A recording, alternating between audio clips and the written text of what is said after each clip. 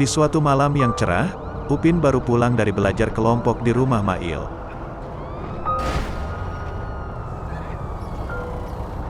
Upin pulang dengan berjalan kaki, dan ia melewati jalan terobosan agar lebih cepat. Namun entah mengapa, di tengah jalan ia berhenti.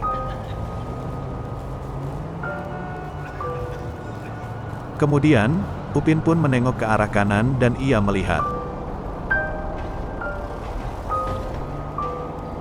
Ada sesosok badut menyeramkan yang sedang menatapnya, lalu badut itu memerintah Upin untuk mendekat.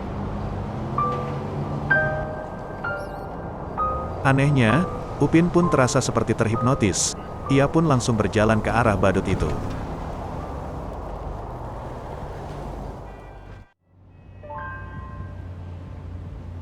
Keesokan harinya, rumah Upin didatangi oleh polisi.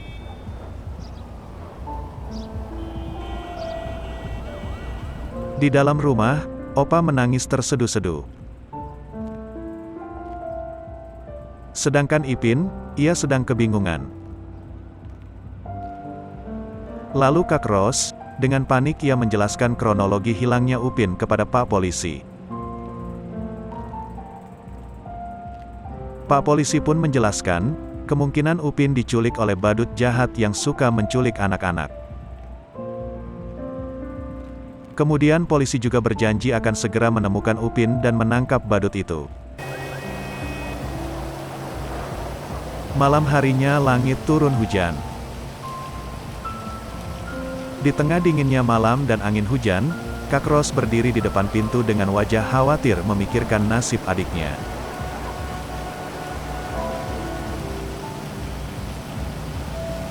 Kemudian, Kak Ros pun berpikir kalau ia tidak boleh hanya mengandalkan polisi saja, ia harus meminta tolong seseorang untuk membantunya. Lalu Kak Ros menelpon seseorang dan meminta orang itu agar datang esok hari ke rumahnya. Keesokan harinya, orang yang ditelepon pun tiba, dan ternyata orang itu adalah Iron Man. Segera setelah itu, Kak Ros pun meminta tolong pada Iron Man untuk membantunya mencari Upin. Karena Iron Man adalah pahlawan super yang baik hati, ia pun dengan senang hati mau menolong Kak Ros dan berjanji akan membawa Upin pulang.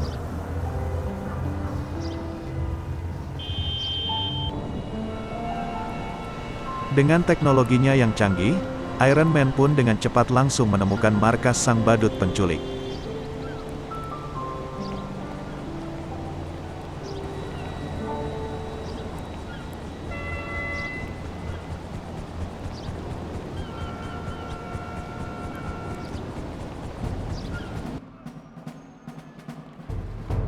Setelah masuk ke dalam, Iron Man melihat badut jahat itu sedang berdiri.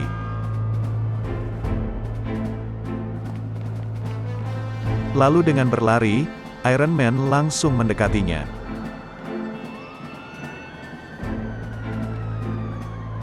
Hei badut jahat, kembalikan Upin si bocah botak yang telah kau culik. Enak saja, aku tidak mau mengembalikannya. Bocah itu akan kujadikan budak yang selalu menuruti semua perintahku. Baiklah kalau begitu, itu artinya aku harus mengalahkanmu untuk mendapatkan anak itu. Lalu, Iron Man langsung memukul badut jahat hingga terpental jauh. Namun ternyata, badut jahat itu bukan badut biasa, ia ternyata juga memiliki kekuatan super.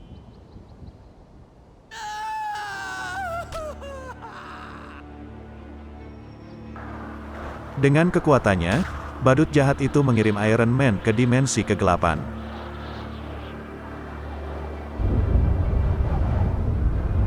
Iron Man menjadi bingung karena tiba-tiba berada di tempat asing dan aneh.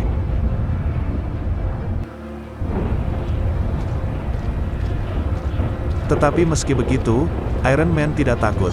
Ia pun segera mencari keberadaan sang badut jahat.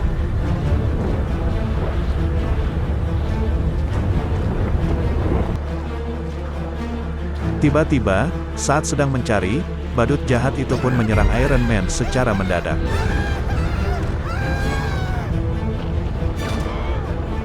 Pertarungan pun berlanjut, keduanya saling menunjukkan kekuatan masing-masing.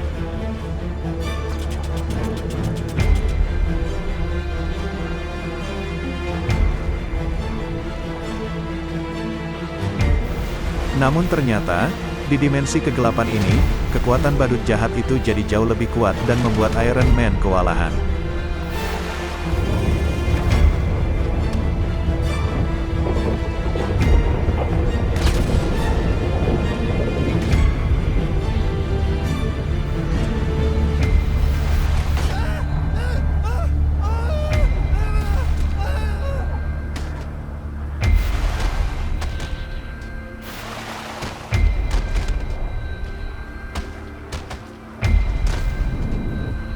Akhirnya, setelah bertarung cukup lama, jurus Iron Man pun berhasil mengenai badut jahat secara tepat. Setelah terkena jurus Iron Man, badut jahat itu pun langsung pingsan dan terkapar di tanah. Saat kembali ke dunia nyata, Iron Man melihat Upin sedang terbaring dan terikat di lantai. Segera, Iron Man melepas ikatan Upin dan membawanya pulang ke rumah.